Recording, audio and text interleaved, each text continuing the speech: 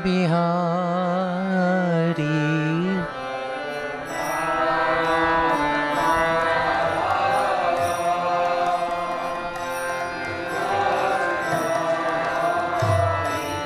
Jaya Radha Madhava Kunja Bihari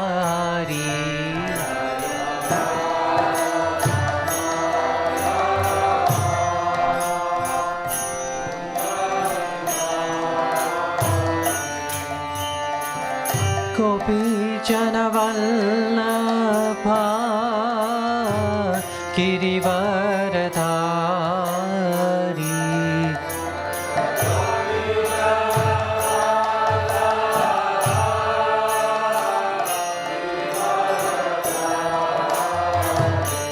Jaya Gopi Janavallabha Girivaradhari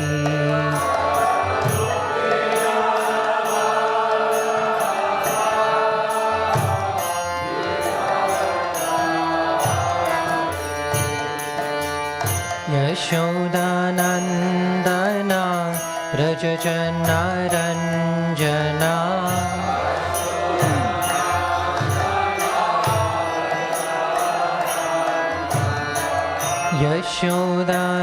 Yashodanandana Rajajanaranjana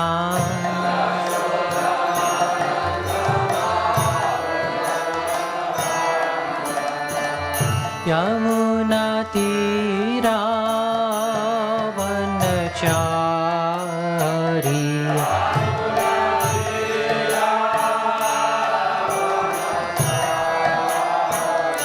Yamuna Tira Vanachari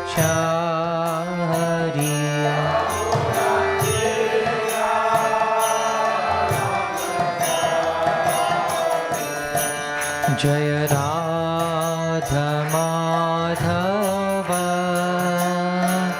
Kunja Bihari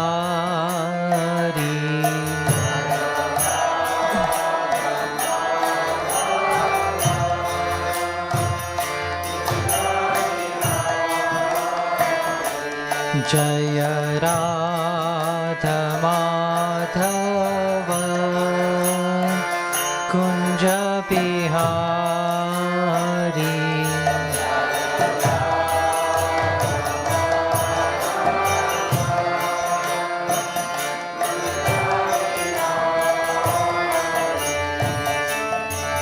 Gopi Janavallabha Girivaradhari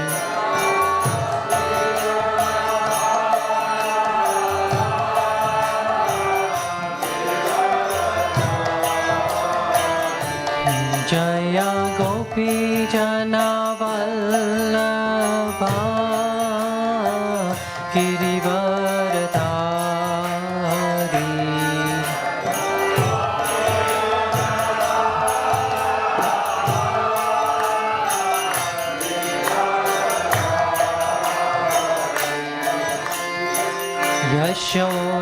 Yashodanandana Brajajanaranjana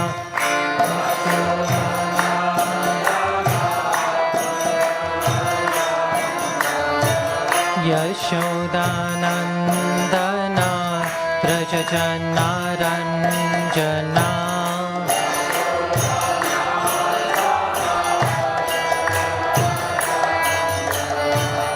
Yamuna Tira Vanachari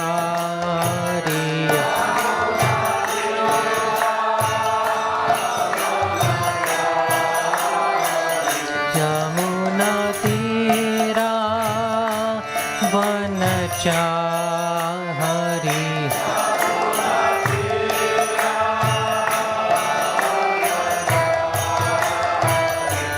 Jaya Radha Madhava Kunja Bihari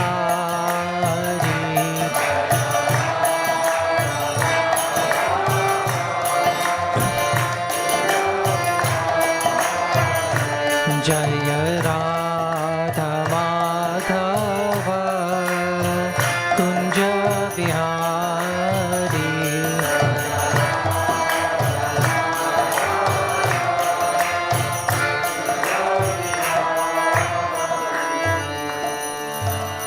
Shri Shri Radha Madhava ki, Shri Shri Radha Gokulananda ki. Jai Vishnupad Paramahamsa Parvarajikacharya Shrotra Sati Shri Srimad. His Divine Grace A.C. Bhaktivedanta Swami Srila Prabhupada ki, Ananta Koti Vaishnava Vrinda ki, Namacharya Srila Haridas Thakur ki. Prem se kaho Shri Krishna Chaitanya Prabhu Nityananda Shri Advaita Gadadhara Shri Vasadi Gaura Bhakta Vrinda ki, Shri Shri Radha Krishna Gopa Gopinath Shama Kunda Radha Kunda Giri Govardhan ki, Shri Vrindavan Dhama ki, Mayapur Navadwipa Dhama ki, Ganga Mai ki, Jamuna Mai ki, Bhakti Devi ki, Srimati Tulsi Maharani ki, Samaveta Bhakta Vrinda ki, Nitai Gaur Premanande. All glories to the assembled devotees. All glories to the assembled devotees. All glories to the assembled devotees. All glories to the lotus feet of Sri Guru and Sri Gauranga. Shri Radha Gokulananda ki.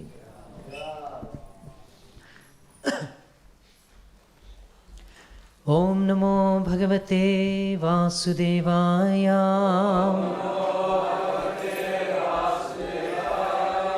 Om Namo Bhagavate Vasudevaya. Om Namo Bhagavate Vasudevaya. Narayanam Namaskritya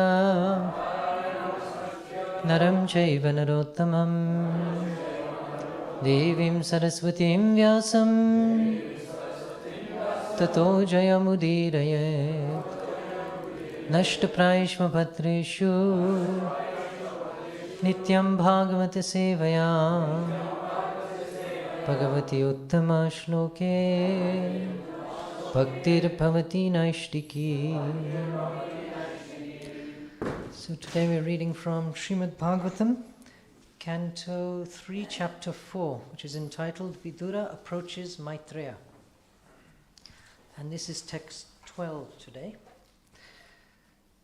On the board,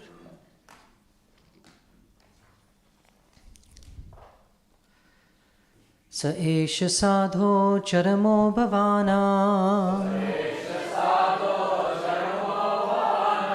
Sa esha sadho charamo bhavana.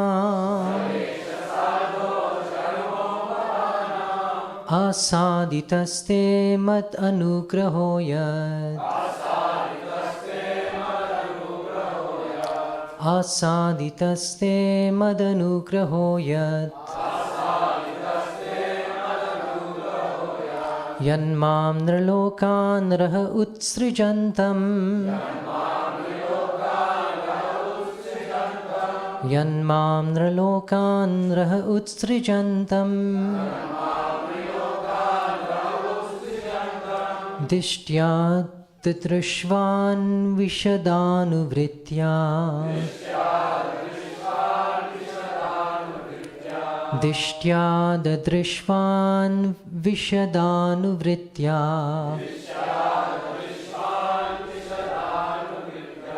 Sa esha sadho charamo bhavana. Asaditaste madanugraho yat. Yanmam nirlokan raha utsrijantam. Dishtya dadrashvan vishadanuvritya.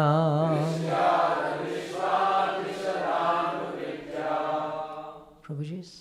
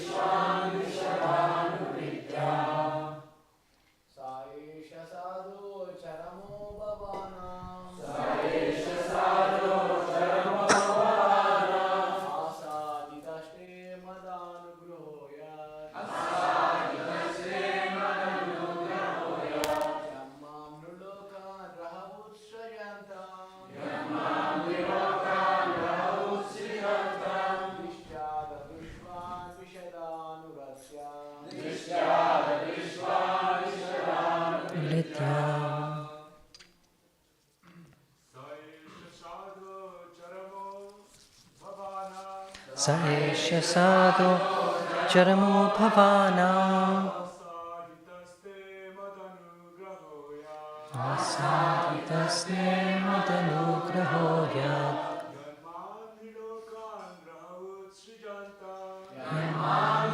Candra utsrijantam Tadrishvan Drishtya Tadrishvan Vishatanupritya. Ladies?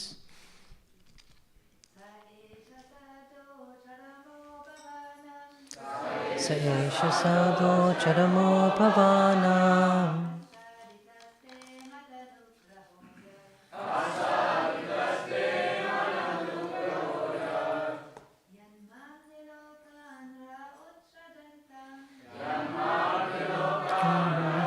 Utsrijantam Drishtya Tadrishvan Vishatanupritya.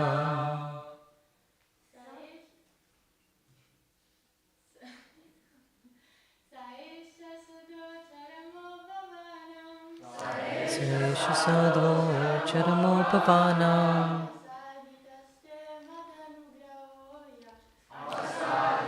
sadhitaste madhunugrahoyat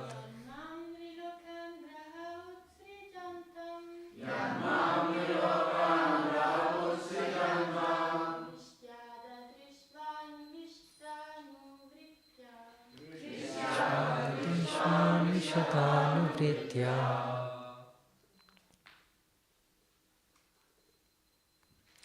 Saha, that, Esha, of those, Sadho, O honest one, Charamaha, the ultimate, Bhavanam, of all your incarnations as Vasu,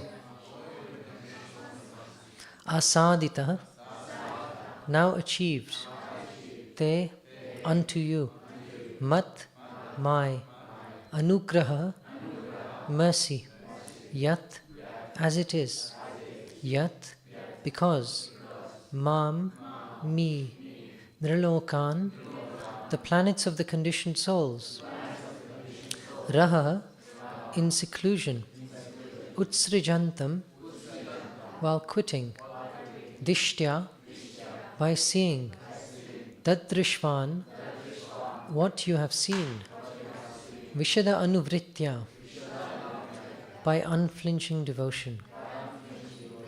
Translation by His Divine Grace Srila Prabhupada. O honest one, your present life is the last and the supermost, because in this term of life you have been awarded my ultimate favor. Now you can go to my transcendental abode Vaikuntha by leaving this universe of conditioned living entities. Your visit to me in this lonely place, because of your pure and unflinching devotional service, is a great boon for you. Purport: when a person is fully conversant with knowledge of the Lord, as far as can be known by a perfect living entity in the liberated state, he is allowed to enter into the spiritual sky, where the Vaikuntha planets exist.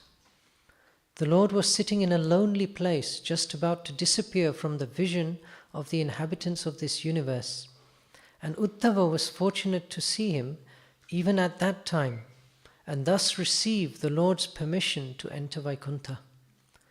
The Lord is everywhere at all times, and His appearance and disappearance are merely the experience of the inhabitants of a particular universe.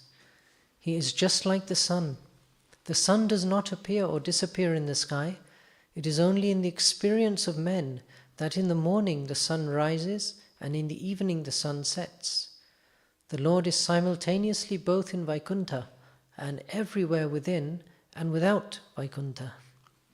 Srila Prabhupada ki. Om Jnanatimirandasya Jnananjana Shalakaya Chakshurun Militam Yena Tasmai Shri Gurave Namaha. Namo Om Vishnupadaya Krishna Preshaya Bhutale Srimati Radhana Swaminiti Namine. So this is a very nice and sweet verse by Lord Sri Krishna, Uddhava has been describing, we've been hearing Uddhava's final moments with Krishna. The whole episode is one of disappearance, of the annihilation of the Yadus, and then Krishna's own disappearance. And we're really just seeing Krishna and hearing from him just prior to his exit from the world.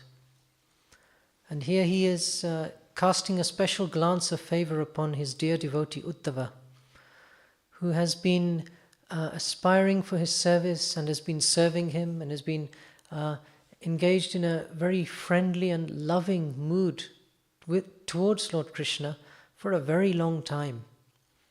Not just in this life. We get a hint here that his relationship with Krishna has been developed over many lifetimes. And in the previous verse, which was read yesterday, there's a reference to Uddhava being one of the Vasus, one of the 8 Vasus responsible for the universal arrangements. And these are on very, very long timescales. Timescales of Lord Brahma. These are the occupations of these Vasus. And therefore, we understand that at that time, when he was in that role, he desired to have some association with Krishna and to serve him, or to be an associate of him. And therefore then, Krishna remembered that. And then over time, he had a chance to serve him. And therefore he says now that your present life is the last and supermost, because you've been awarded my ultimate favor. So to get Krishna's favor sometimes takes a while.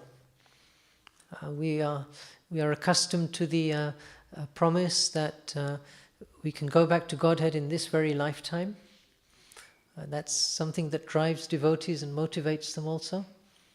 And of course it is certainly possible. Our founder Acharya Srila Prabhupada has directly said that in pursuance of the promise of Lord Nityananda, Lord Chaitanya Mahaprabhu, that even sincere, even a complete lack of typical qualifications is no obstacle if we are able to chant the holy name purely. And so, while we keep that in mind, that there is every hope and every chance that we may go back to Godhead in this life, for many people there will be a few more attempts required, because we will probably not do it correctly, or fully, or to the level expected. There's nothing stopping us but our own determination and our own mindset. No one else can really restrict that. In the modern world, we are very much accustomed to blaming someone else for our problems. It's because of my upbringing. It's because of my birth. It's because of the country I was born in. It's because of the friends I grew up with. It's because of the educational system. It's because of the government. Whoever you can find, you can blame. It's because of the miserable weather. Blame someone or other, just for my predicament or situation now. And of course, some of those may well be factors. They may well be little causes, small factors in the big scheme of things. Because ultimately, each one of those factors has not accidentally appeared. It is there by perfect arrangement according to our karma. Activities that we've done in previous lives and for which we are now getting results. So whilst most people in this world tend to focus on the immediate cause of their problems or happiness, someone who's more long-term minded, more aspiring to be a sadhu, actually thinks about multiple lifetimes and thinks over not just a few lifetimes, but possibly that we have been in this world for millions of lifetimes. And there is a whole accrued balance of karma that is just awaiting to be delivered to us in different doses, both pleasant and unpleasant. And so, for some of us, I don't know what the proportions are, if we are very, very sincere, if we are very together with our devotional service in this life, and we follow all aspects of devotional service. And there is something called half-hen logic, which Srila Prabhupada refers to. A farmer, now we're not endorsing keeping hens and eating them, but you can take the analogy for what it is, that if there is a farmer who has a hen and the hen produces eggs, so one day the farmer woke up and decided, actually the back part of the hen is productive because it produces the eggs, and the front part is useless, it simply eats all day. So what I'll do, I'll chop off the front because that's an economic drain for me, and I'll keep the back bit which produces the eggs. So now what do you think would happen? You would have a complete stop to the whole manufacturing process. And so Prabhupada uses that analogy to describe our attempts in devotional life.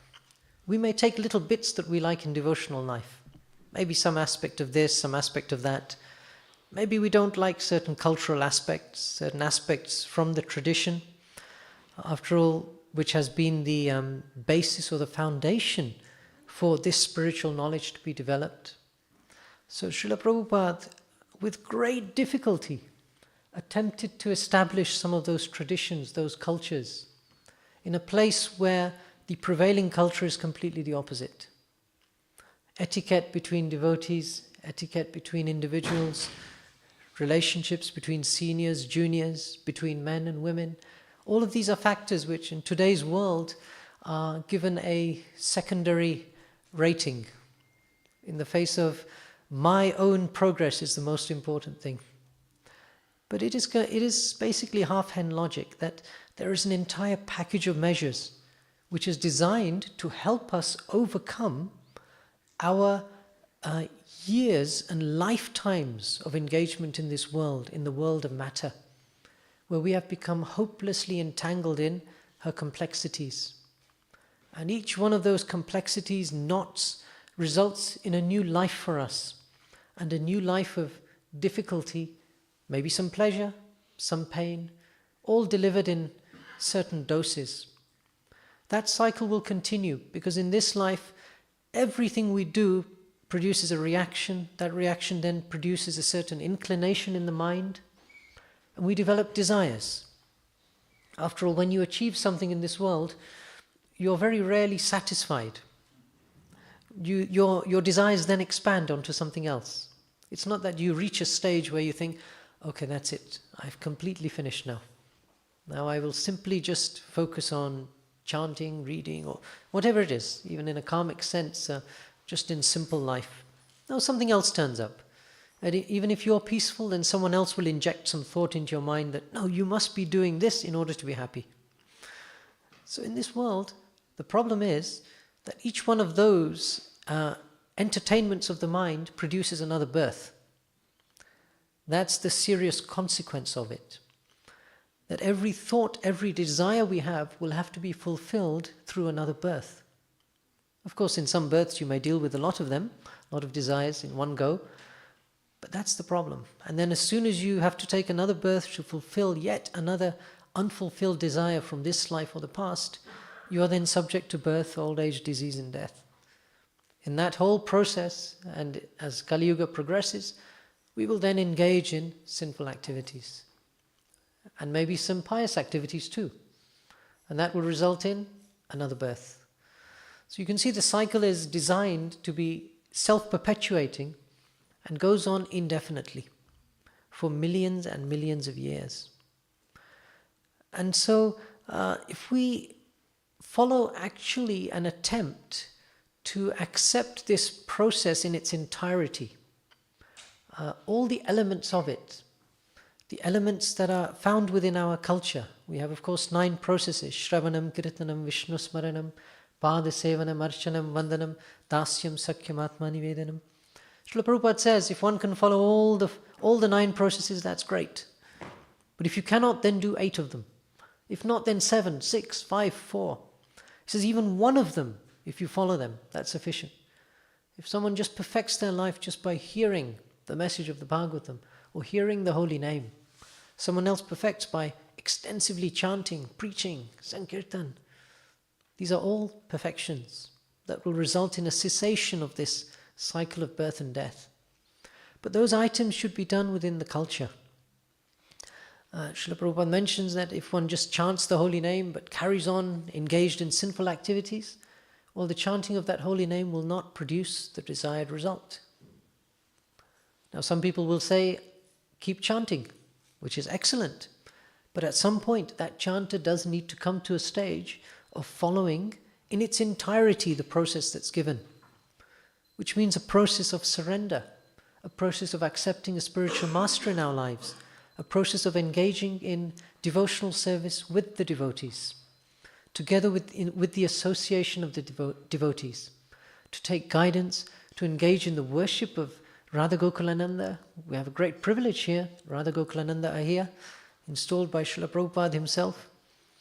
If you're looking for any better facilities to engage in Krishna consciousness, you may well be disappointed because where the Lord is present, where his devotees are present, where there is a system for worshipping the Lord, that should be grabbed with both hands as quickly as possible and held on, because there is not really much else in this world other than another opportunity to create another situation for yourself in a future life.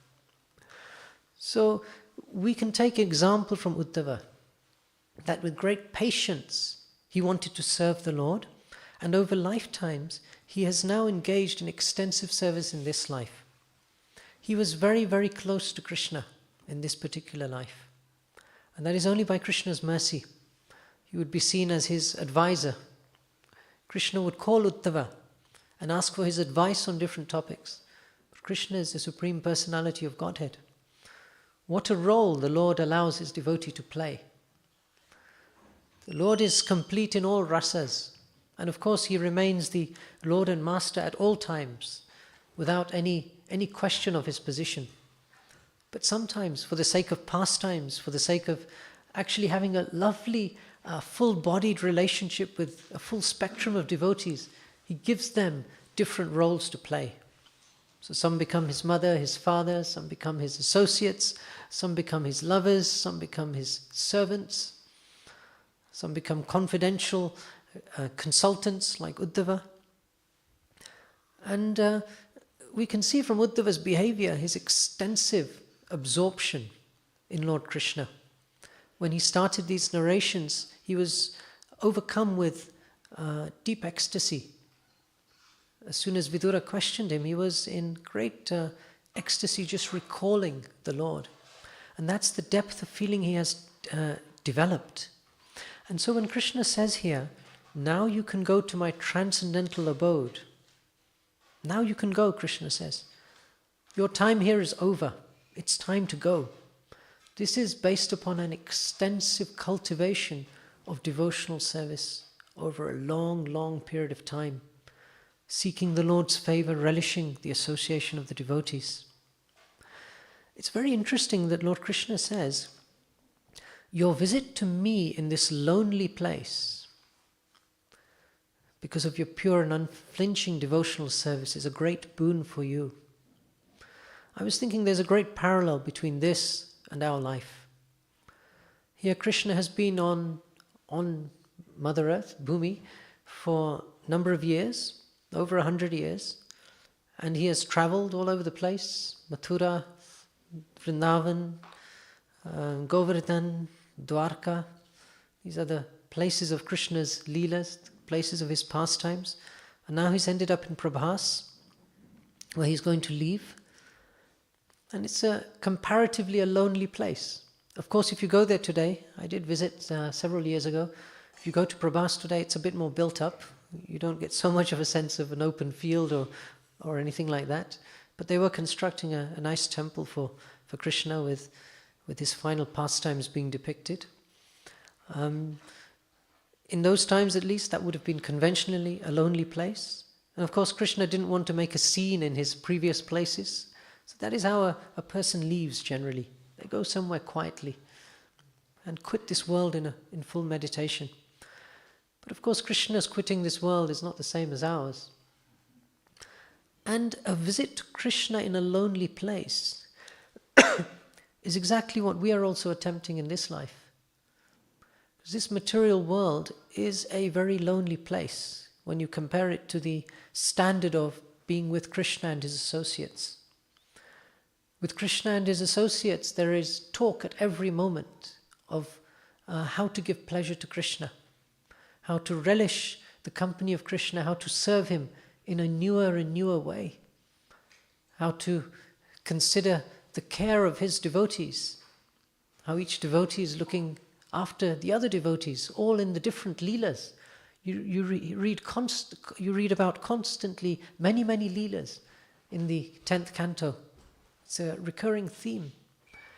And so that's the spiritual world, where of course we know so many wonderful things happen. Under the direction of Vrinda Devi, many arrangements are made for the devotees, for the Lord, for the gopis, for the gopas, to all engage in a relationship activity with Krishna.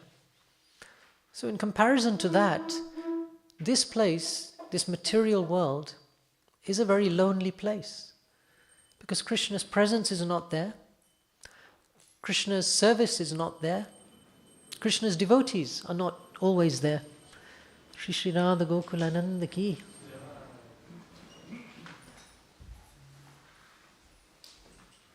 Until Srila Prabhupada came, that would have been an accurate description of this world in general. In the modern times at least. Devoid of a connection with Krishna, a very, very lonely place.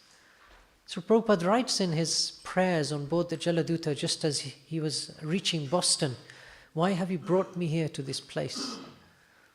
He writes like that, "Why have you brought me here, Krishna, to this place?" Srila Prabhupada was happy to accept that austerity, leaving behind, as he described, the comforts of Vrindavan, the comfort of the spiritual potency of Vrindavan, to come to a place where the worship of Krishna was the last thing on people's minds, and most people weren't even aware of it. And whatever practices were going on were largely done in a very whimsical or very superficial level by different practitioners of different faiths. And so to have the chance to engage in real devotional service in this lonely place is actually a great boon for us by Srila Prabhupada. And with that boon, we actually have a chance to be in Krishna's presence. It is a lonely, dark, damp, miserable place, the world. If you actually analytically study it, that is an accurate description. Of course, sometimes it's nice, it's sunny, it's fun. But then it will change. It will change soon after that. And so we need to have a realistic approach to life. Where there is not Krishna, it is considered to be darkness. Right? Can anyone remember the strapline on top of Back to Godhead? How does it go? Yes, come out of the darkness into light. But where there is darkness, it's a nice one. Read it. It's quite a tongue twister. Where there is Krishna, there is light. In the absence of light, there is darkness. Darkness is nescience. That's the general gist of it. Without Krishna, there is darkness and nescience. And that's why it is said that in the Bhagavatam, Krishne swadham upagate dharma jnana dibisaha kalau nashta drisham esha purana arko dunoditaha. Now that Krishna has gone to his own abode, taking with him knowledge and all religiosity, what is left in this dark age of Kali? Well, the Srimad Bhagavatam has arisen like the sun. Puran arko adunoditaha. It has arisen just like the sun to give light. So in this age, now that Krishna is personally leaving, as described in this very pastime, we don't have the personal association of Krishna anymore, other than through his form as the deity form, and then depending on our level of practice through the holy name and through any of the processes that we follow. The Bhagavatam is a very easily accessible way to access Krishna, in which discussions of Krishna take place on each and every page. And so in this lonely place, somehow we're approaching Krishna. And the result of that is, Krishna says, because of your pure, unflinching devotional service, this is a great boon for you. A great boon. Most people's idea of a great boon is lots of wealth, maybe great health, beauty, opulence, strength, power, whatever it is that people want. That's most people's idea of receiving a great boon. But the real great boon is to go back to Krishna and serve him with no other agenda, to be completely at the shelter of his lotus feet, and to simply have nothing else in our life but his service, because that is actually so much more than anything else we can introduce into our life from this material world. Now somehow our process is very, very wonderful, because we have a chance to practice renouncing the world and its complexities and its multiple agendas from different sources, whilst at the same time living in the world. And it's very interesting that we can engage in the activities of the world, using the objects of this world. But if we engage those items properly, even including our mind, intelligence, and ego, which is faulty, you can say. The best way to describe it is it's faulty. It's been infected by a certain agent called lust. This lust has covered, in the Gita it is explained, lust has covered three things: the mind, intelligence, and senses, right?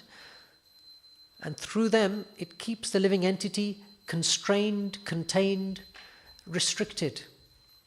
As long as we surrender to that, the desire to keep enjoying an object of this material world, or a concept, or a facility, that is something that keeps us here.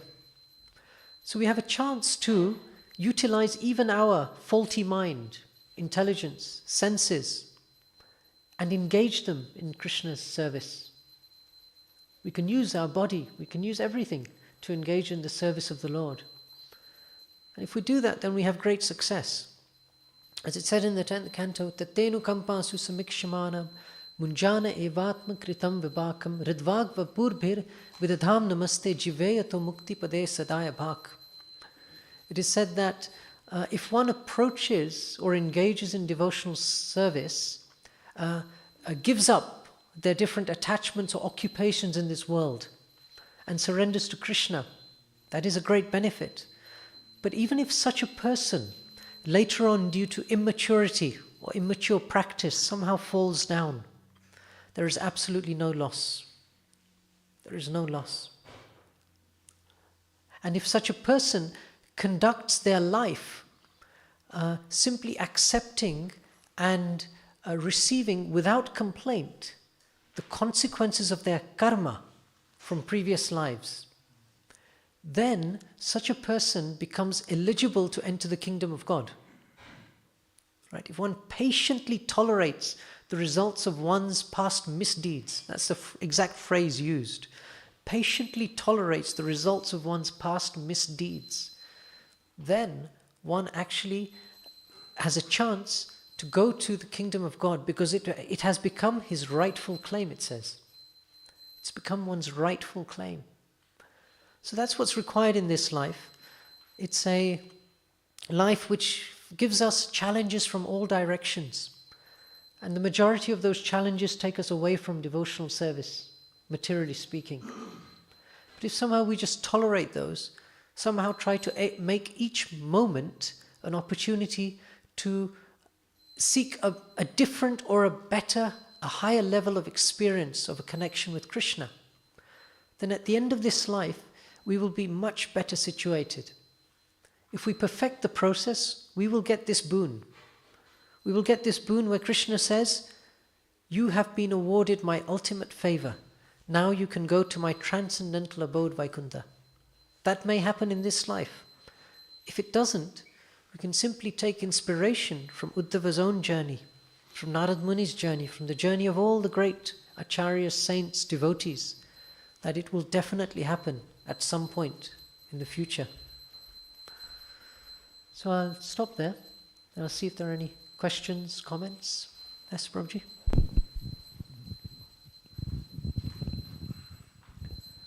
Hare Krishna. Thank you, Prabhuji, for this presentation. In the beginning you were talking about Krishna's disappearance and disappearance of the Yadus, right? Krishna's disappearance and disappearance of the Yadus. So I was just wondering why at all so much violence, etc. was needed. Why? Because Dwarka is a dham, right? And it is said that in the holy dhams, the pastimes are always going on, either in the manifest form or in the unmanifest form. Kona kona bhagyavan dekhi bare pai. Those who are fortunate, they can see. So, means was just thinking that instead of all this violence happening, Krishna could have just caused them to disappear, right? Because they'll anyhow exist in their unmanifest form over there. So why at all Krishna chose this particular form of disappearance? We have to be very careful when we attempt to be another Krishna and try to design a new pastime for Krishna. It's Krishna's pastime. He's the Supreme Lord. He's completely Swarat, completely independent. It's how he chooses to do things. He's not bound by any regulation, any rule, any law, any idea, any position in this world. He doesn't have to conform or comply with any of it, because he is completely outside the entire jurisdiction. So every one of Krishna's pastimes that takes place, you could potentially conceive of a dozen other alternative scenarios, in which case that result could possibly have been done. But we'd be making a big mistake, because such a discussion won't lead to any benefit at all. So Krishna's pastimes are to be taken as they are, and from those pastimes there are multiple lessons that we can learn. Every time Krishna does something comes out, a different lesson. And even if there are different layers of lessons. Yeah, so that's my exact question, that what lesson could be drawn out of this? What lesson could be drawn out of this? Well, also we should be careful, because not all of Krishna's pastimes are meant to be lesson producing for us. That is part of Krishna's right, that he can do what he wants. Now, as human beings, or as practitioners of spiritual culture, we have to adopt great discrimination in deciding which of Krishna's pastimes are lessons for us and which of them are simply meant to be observed, meditated upon, and marveled at by us. And that is a great skill. Because if we look at Krishna's dealings with the gopis and we start drawing conclusions from that, or we start looking at how Krishna arranged for his yadus, his own associates, to disappear, of course many reasons are given as to why they disappeared. That was his arrangement to reduce the burden of the earth, and no one else could defeat them in that sense. Krishna also had to make an arrangement to leave himself. And in the purport, Prabhupada says that just as the sun does not appear or disappear in the sky, so Krishna also doesn't really appear or disappear. Actually, this analogy here in the temple room is very nice. You can see the curtains. Right? Krishna is there. Sometimes the curtains are open, sometimes the curtains are closed. Sometimes he's manifest to us, sometimes he's not. That's like a mini analogy of this one in the bigger world and of the sun. So here Krishna appears on a planet, engages in pastimes, and then disappears.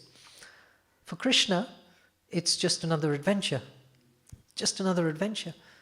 For the person on the other side, it's an occasion of great lamentation, distress, and lessons, potentially. So how we see things in terms of their meaning for us and our lives should be completely different to the descriptions of how Krishna sees things.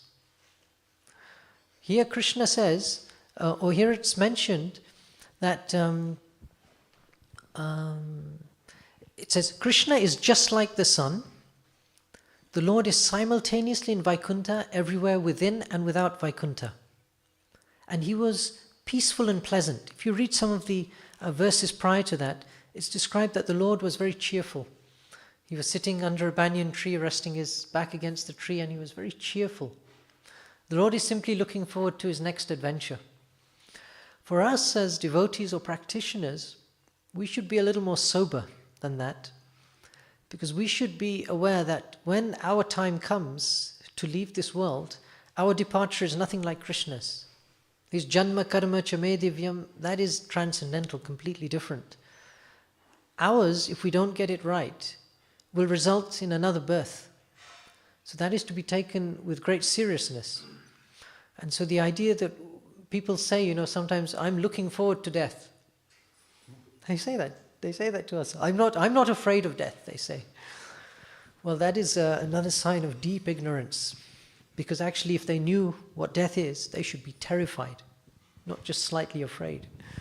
They should be completely terrified as to the consequences of what's going to happen next to them, based upon their previous actions, their thoughts, their desires. That whole network is going to deliver to them something in their next life which they didn't bargain for and they didn't want. So they should be very, very concerned about that. But life is sometimes about keeping ourselves in a state of illusion. Actually, a lot of life is like that. You just disregard certain factors. So spiritual life is about coming into the light, which means giving up nescience. Darkness is nescience, light is knowledge. So even if the knowledge is painful, even if what I'm saying is painful, that we have a baggage, a large excess baggage of problems that's going to be delivered to us. Now someone could say, oh, just enjoy yourself. Well, you have that choice. But if you actually take that seriously, then we will engage in a process that will change that permanently for us. We will engage in a process of devotion that will destroy that baggage and connect us to Krishna. That's our desire. Yes, Prabhuji? Mike?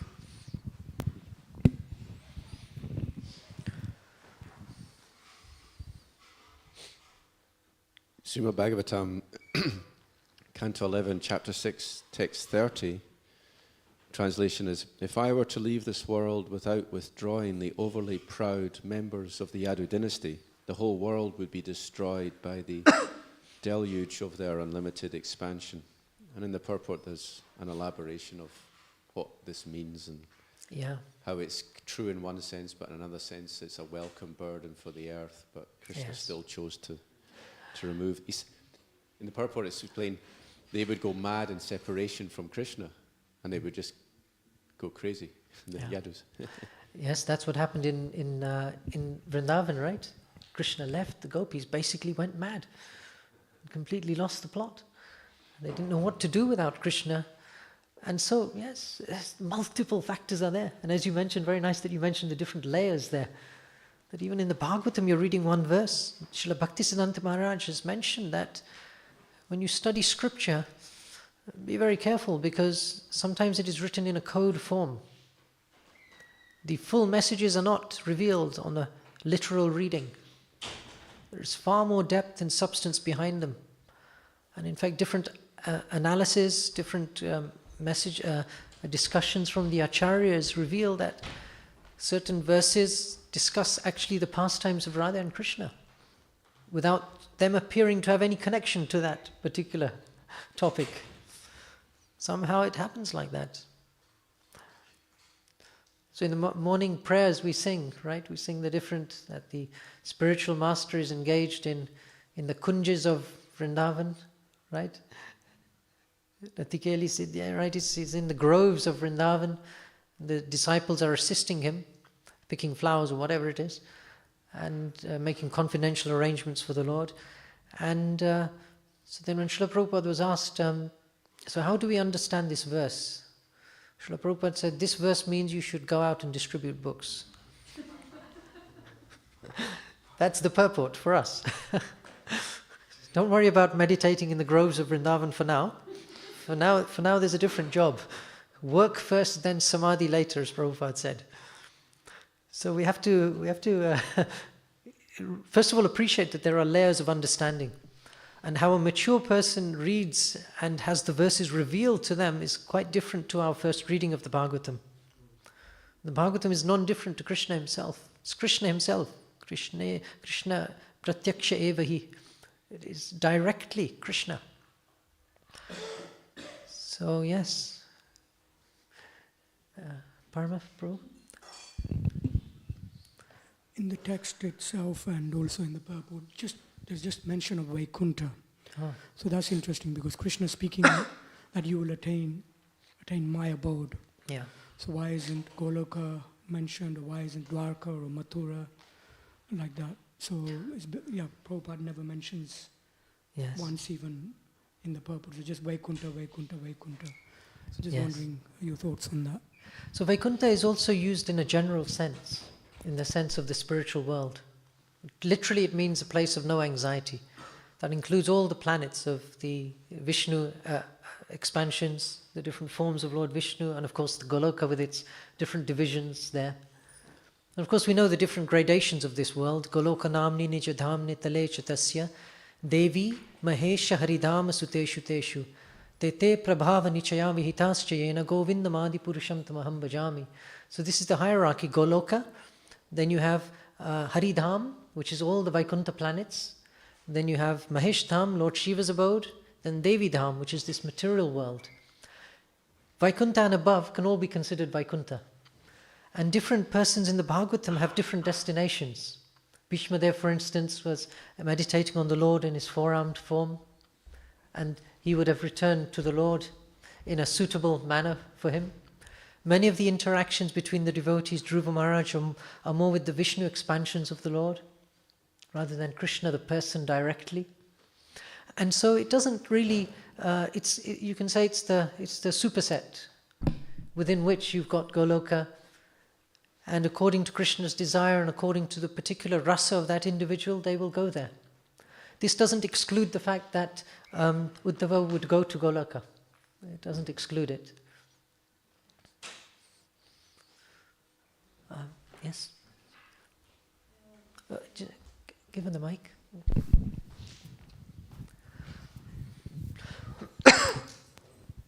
Hare Krishna. Thank you for the lesson. What happens when a spiritual master disappears, taking into account that he takes responsibility for a part of the disciples' karma? What happens to the disciple particularly? Well, for the spiritual master, we know that the spiritual master engages in the Lord's service. He's an eternal associate of the Lord. That's the definition of someone we accept as a spiritual master. And for the disciple, there is really no change in one sense. We know from Srila Prabhupada, he spoke about Vani and Vapu, the messages, the instructions of the Lord, and the personal association. Now, we very much need the personal association to inspire us, because you need a living example of a devotee just to give us hope that it's possible. Because you can read from a book and you can read so many stories, but if there's no demonstration of what it means to be a devotee, we can be lost sometimes. So the Vani, the instructions, they remain intact. And the spiritual master has made a promise and agrees to take your karma. That is a serious responsibility. It's a serious duty that the spiritual master takes on. And for the disciple, it should be an item of great appreciation and gratitude. And the disciple should conduct themselves in a way that will not cause further trouble to the spiritual master. And so many of our contemporary spiritual masters and from the past have mentioned that sometimes, when they have sickness or illness, it is due to the misbehavior of their disciples. So, yes, the karma is basically taken by the spiritual master. But there's something interesting that happens under the arrangement of Krishna. Of course, the verse I mentioned from the 10th canto does say that we may still have to suffer the results of our past misdeeds. But that no longer, if you think about it carefully, that no longer counts as karma in that sense. Krishna is clever enough that he can use items of our previous karma and deliver them to us in certain doses that will allow us to move step forward one at a time in Krishna consciousness. Normally in the material world, when your karma is delivered to you, it causes complete confusion and complete mess, and will probably cause you to create even more karma. Well, if you're in the association of devotees and a certain dose of karma is given to you, you will know how to process that correctly. Because maybe something does need to happen. Maybe our pride has increased a bit, so Krishna now needs to knock it with some incident or some situation. Now, if we learn from that correctly, we've progressed. So when the spiritual master leaves, the Vapu has gone, but the Vani is there, and all the instructions are there intact. So if we follow Prabhupada's instructions as the priority, be very careful if someone comes to you and says, Prabhupada said this. Prabhupada said, my instructions are in my books. The books are the authoritative basis.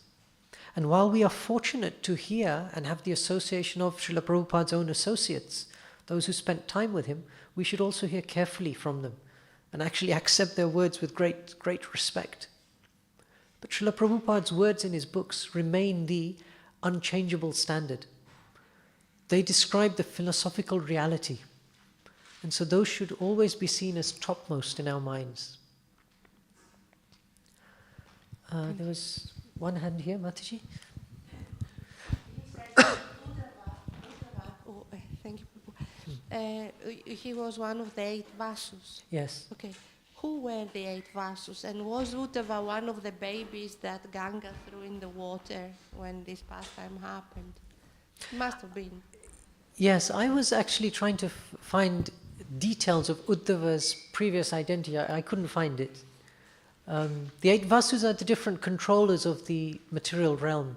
The sun, the moon, Agni, the different elements. They are the Vasus, and they have names also, 8 of them. I could not find which one of them Uddhava was at which time. And they also change. These things also change. In different manvantaras, different days of Brahma, these also change. So which one it could have been referring to here, we don't actually know. Whether it was even in this particular manvantara or not, a different day of Brahma. Yes, he was in the past.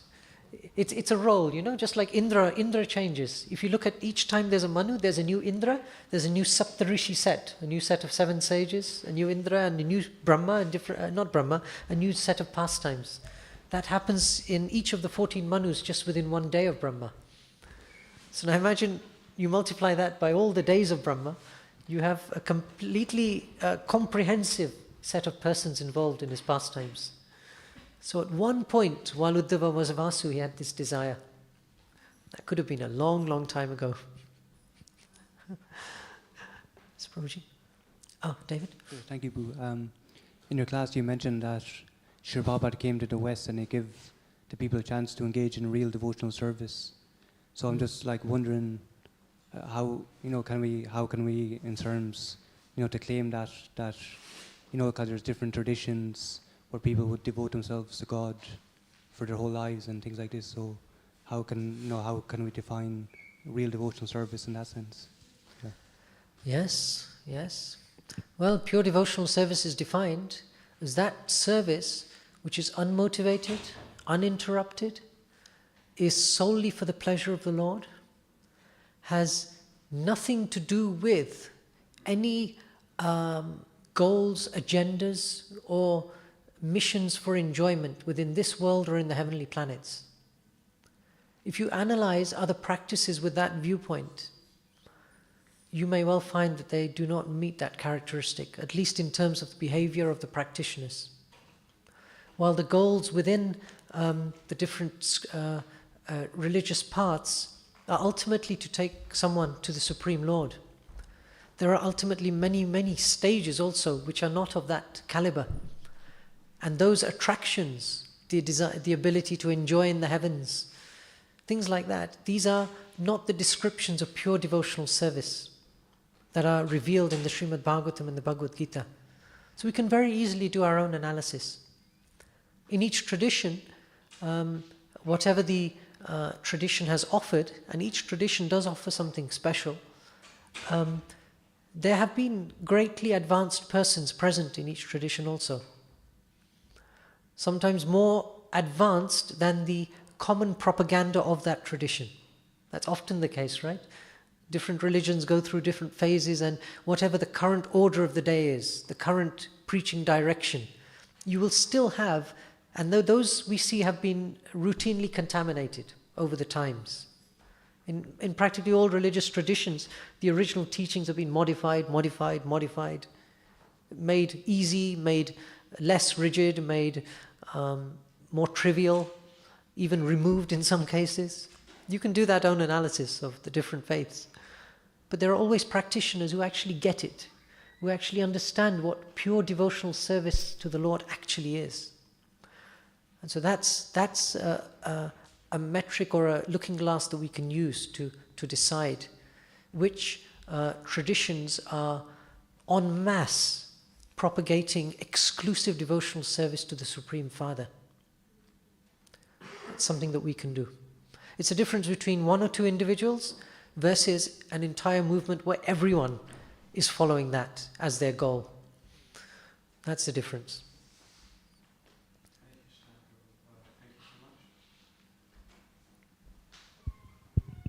Thank you so much.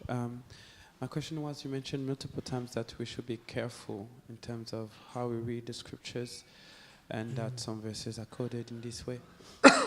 Also, I was wondering, within our dealings with, others, devotees in general, like we should also be careful and not misreading situation and misreading devotees, who they are, or like their activities, things like that. So, can you explain a little bit more on how to be careful, not puffed up, thinking that we know that's what a situation means when actually we don't know? Yeah. That is, to be aware that we do that is also an indication of progress. To be aware that we sometimes make judgments about a situation where we are totally unqualified to judge, but it's there because it's our nature.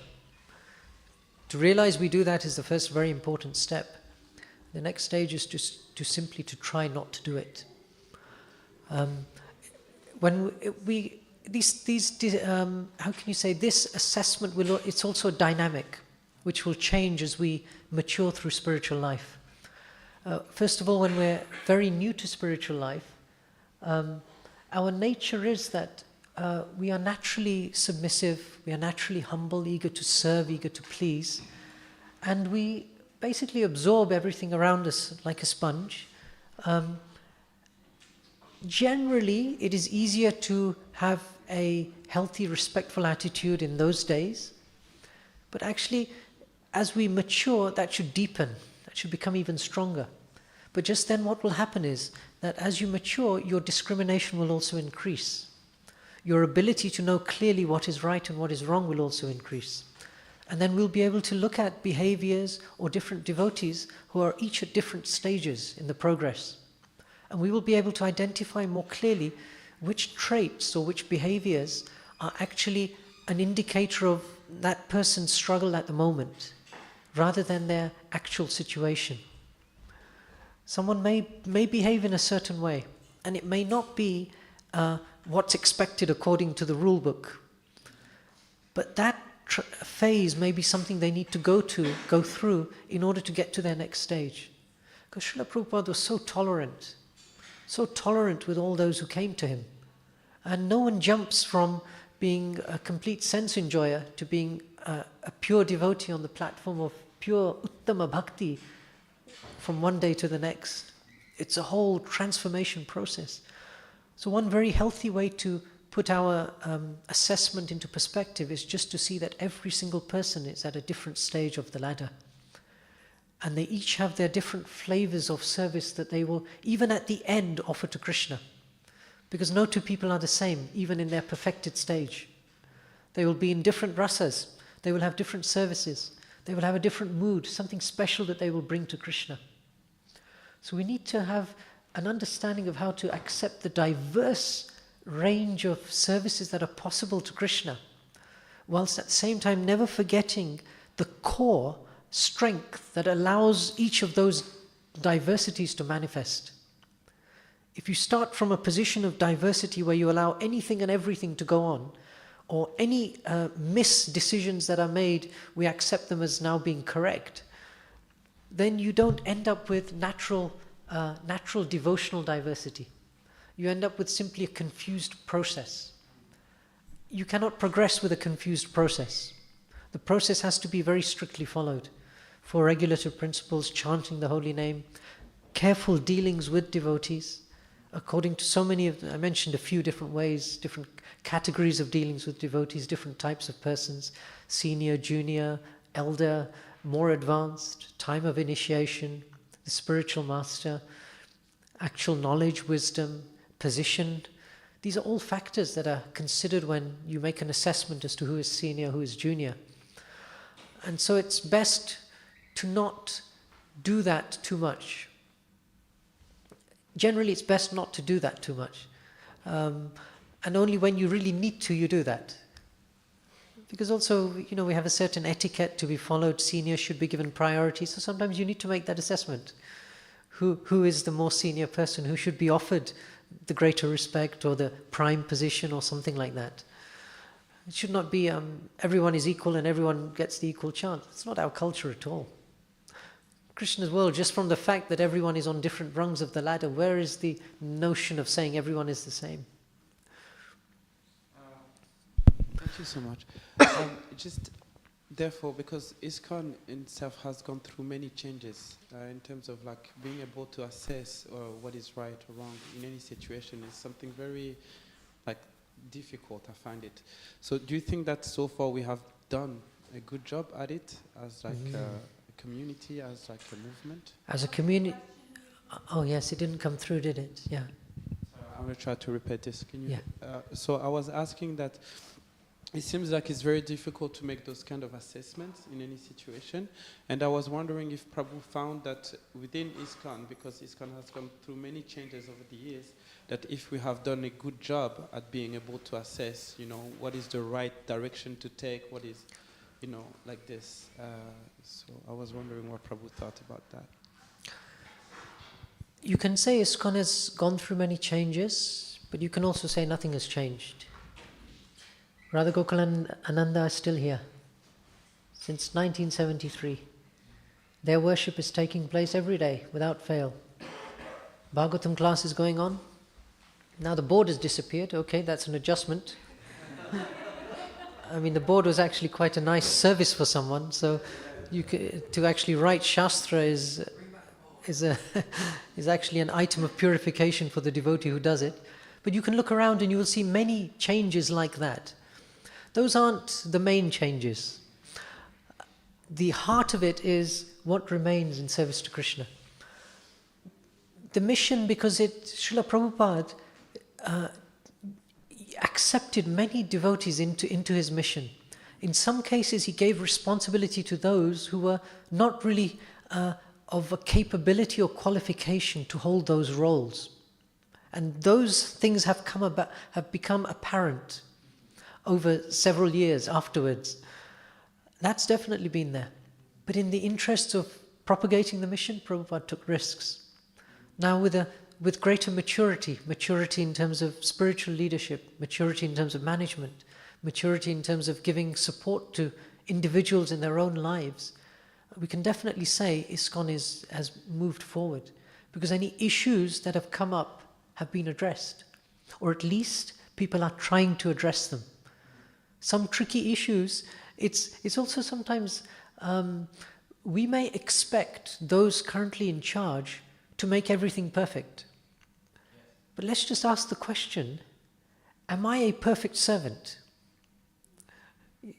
Ram, when Lord Ram is present, we call his realm Ram Rajya, right? The kingdom of Lord Ram. But if you then have to also look at the citizens, the quality of the citizens in Ayodhya. They're of a certain caliber. Nowhere close to the citizens of any state today. Yet, when you have a citizen of that caliber, they will get Lord Ram as their ruler. If we ourselves are not of a very high caliber, we can't demand Prithu Maharaj, or Lord Krishna, or Srila Prabhupada, or someone else in charge. It's not fair to demand it. When we ourselves are so deficient, it's not fair to demand that those who have taken the very difficult job of trying to lead this movement should be perfect instantly. If you applied that rule that they should be perfect, there would be no one leading this movement, and you wouldn't even have going on what we have today. But somehow the processes are evolving, they are becoming more robust. And hopefully one thing I've seen is that there is a great increase in teaching and studying of our literature. That is ultimately the foundation of our movement. And that has been absent in some years, some decades, to a large degree en masse. That is now changing. And that educational aspect is very much expanding. And that is perhaps the number one way in which current and future problems can be addressed. Because if we simply read in detail, I mean, there are something like 18,000 verses in the Bhagavatam, maybe 15, 16, 17,000 purports by Srila Prabhupada. That's a lot of purports, a lot of instructions from Prabhupada. So imagine if someone doesn't take the time and trouble to read that, but starts trying to arrange some system within ISKCON. Will they do so with a full understanding of what Prabhupada wanted? It's actually an essential requirement to be fully conversant with Srila Prabhupada's words. And then you will see how all our attempts to serve, to steer the movement, they will be more and more wholesome, you can say. But we should also be strong and resistant to change. Prabhupada said, he said specifically in terms of the West, he came to the West and he said, you like to keep changing things. It's that quote, isn't it? You like to keep changing things. It's a disease. That you can't stick to something and follow it. Well, our tradition doesn't exist if we keep changing it. There are traditions, there are cultures, there are practices that maybe were instituted at the time this temple was set up. It is not appropriate to try to change them. It is a culture which has allowed devotees to flourish and grow in spiritual life. And so these challenges will be there, because then perhaps committees will make decisions based upon short-term interests, not quite with a full understanding of what Prabhupada's words are. This may happen, it may not happen. All we can say is that as time goes on, as they become more learned, more knowledgeable, it should happen less and less. That's our hope. And so we'll hopefully progress towards a good stage. But ultimately, despite all of this, the real focus should be on us. Because the movement will move, it's meant to move, and capture every single person in this world. So the movement will have to extend its arms to reach out to every single person and make avenues for them to come. That will mean that the movement will be considerably more varied than you see it now, if we are truly to achieve our goal of reaching everyone. But beyond and above all that is our own progress. Because do you want to be hanging around here for several more births in Kali Yuga, trying to achieve a kind of a nirvana, a perfection of movement and management? Because it's not going to be easier next birth. Kali Yuga is progressing, it's going to be even worse. The tendency to destroy whatever culture we have will be even stronger in the next life. So best we emphasize strongly our, just grab hold of whatever is still here and practice it fully. And then try not to come back again, if Krishna allows. So we'll take one last comment, Mataji, and then... Yes, but he said that this movement is like a hospital. Yeah. I've seen an answer of the comment for the question of the Prabhu. Just try to see it as a hospital. There's different patients in a hospital, like cancer patients and also people who sprained an ankle. They may also be in the hospital. So as patients in this hospital, we shouldn't focus on other people's diseases. We just have to get cured by, as the Prabhu said, the philosophy and following what Srila Prabhupada said in stone.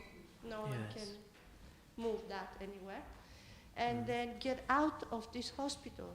That's interesting, because at the same time that we should not focus on those diseases, we're in a movement that is meant for Sankirtan to try to help others.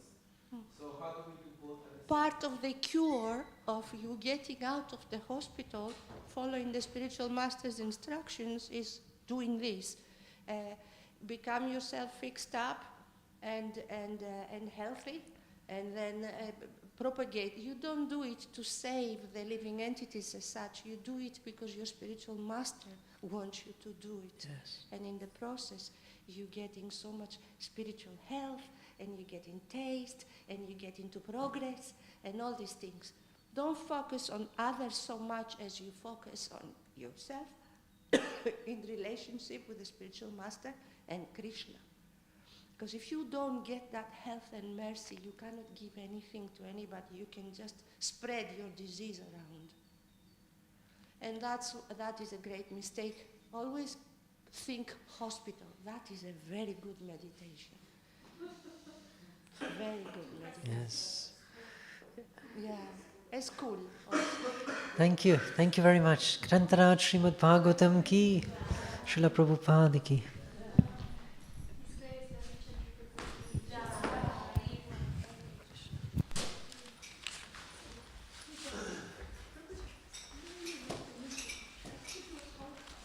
Spectacular class. Thank you very much.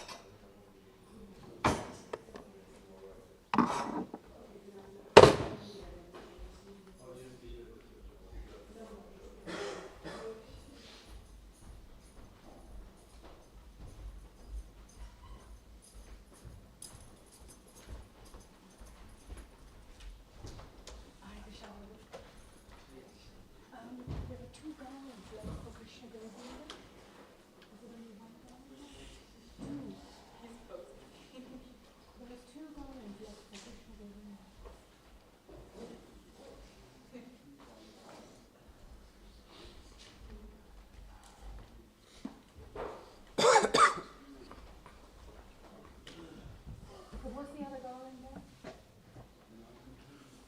There were two garlands the other two reserved.